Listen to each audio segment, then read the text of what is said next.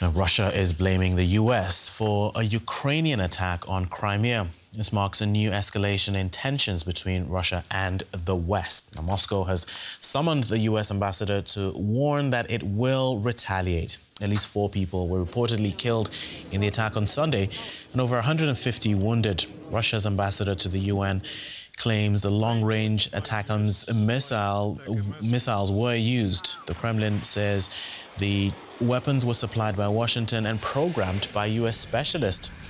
The Pentagon denies responsibility, arguing that Ukraine makes its own decisions and conducts its own operations.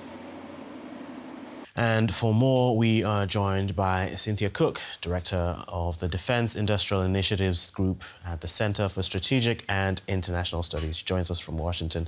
Welcome to DW, Cynthia. Now, Russia says the US bears responsibility for this attack on Crimea, in which US-supplied missiles were used. Why do you think this statement comes now?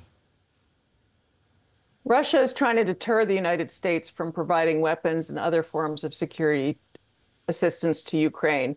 They have issued these statements throughout the war that they're connecting U.S. assistance to specific attacks, and it's a reminder that they're watching. But in this case, Russia may be trying to obfuscate some of the blame for the results. The Russian MOD claimed that 5 ATACMS were fired into the Crimean Peninsula.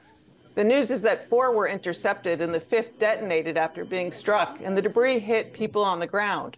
So it's a failure of their own defensive systems which caused the injury and the deaths. Blaming the U.S. distracts from this.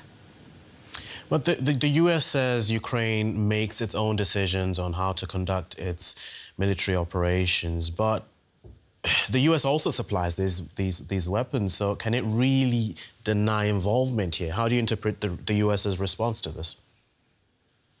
That's a great question. Arms supplying nations do typically provide guidance on how their weapons can be used.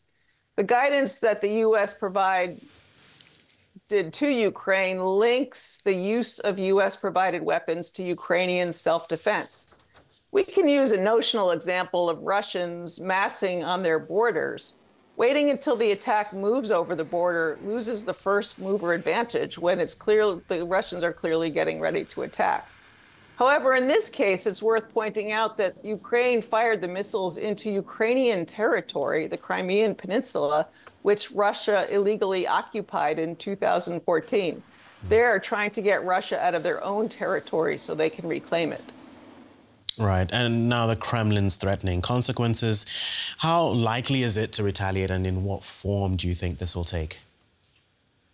Well, every increase in capability that the Allies have provided to Ukraine have led to the same saber-rattling public statements.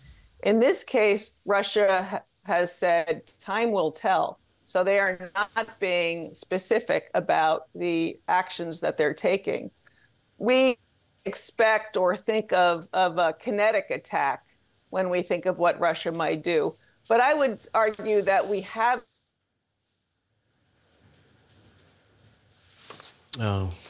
we appear to have lost Cynthia. The consequences in a more in a different kind. How Russia has seen that the U.S. has.